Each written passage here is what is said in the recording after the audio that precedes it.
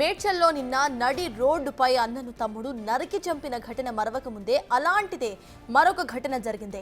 మేడ్చల్లోని కిస్టాపూర్ రోడ్లో ఉన్న ఓ ఇంట్లో అన్న గొంతు కోసి చంపాడో తమ్ముడు.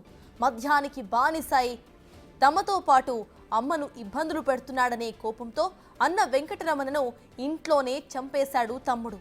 నిందితుడైన మైనర్ బాలుడిని పోలీసులు అదుపులోకి తీసుకున్నారు. 24 గంటల వ్యవధిలో రెండో హత్య జరగటం మేడ్చల్లో కలకలం రేపింది.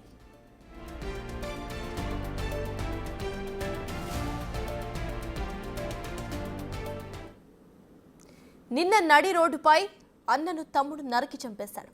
ఇవాళ అన్నను వేరే చోట మేడ్చల్లోనే అన్నను ఒక తమ్ముడు గొంతు కోసి చంపేశాడు. రెండు ఘటనలు కూడా మేడ్చల్లోనే జరిగాయి. దీనికి సంబంధించిన అప్డేట్స్ మా ప్రతినిధి సాగర్ అక్కడ నుండి అందించడానికి సిద్ధంగా ఉన్నారు.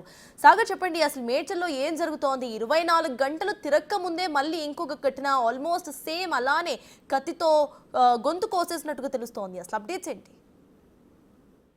ఎస్ఆర్ తాజ్ వరుస హత్యలు మేడ్చల్లో కలకలం సృష్టించినాయని చెప్పుకోవచ్చు. 24 గంటల గడువు ముందే 2 హత్యలు.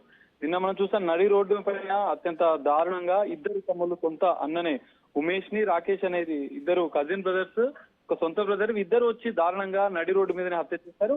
ఈ రోజు ఒక 24 గంటల్లోనే మరో హత్య అనేది సేమ్ తరహాలో, ఎందుకంటే మద్యానికి బానిసై కుటుంబ సభ్యులను వేధిస్తున్నటువంటి అన్నని నిన్న హత్య చేశాడు. ఈ రోజు కూడా వెంకటరమణ మద్యానికి బానిసై తల్లిని తమ్ముళ్లను, ఇద్దరు సోదరులను కూడా తీవ్రంగా వేధిస్తున్నాడు. అంటే వాళ్ళపైన దాడులు చేస్తూ రోజు మద్యం మత్తులో వారిని కొడుతూ ఇబ్బంది పెడుతున్నట్లుగా కూడా తెలుస్తోంది. ఈ నేపథ్యంలో నిన్న జరిగిన ఘటన తరహాలోనే ఈ రోజు కూడా జరిగింది. నిన్న నడి రోడ్డు పైన హత్య జరిగితే ఈ రోజు ఇంట్లోనే ఈ కిష్నాపూర్ రోడ్ లో ఉన్నటువంటి వెంకటరమణ నివాసంలోనే 30 సంవత్సరాలుగా కూడా తెలుస్తుంది.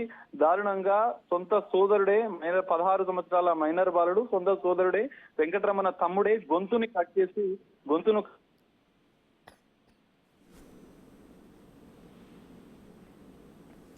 రైట్. Thank you Sagar.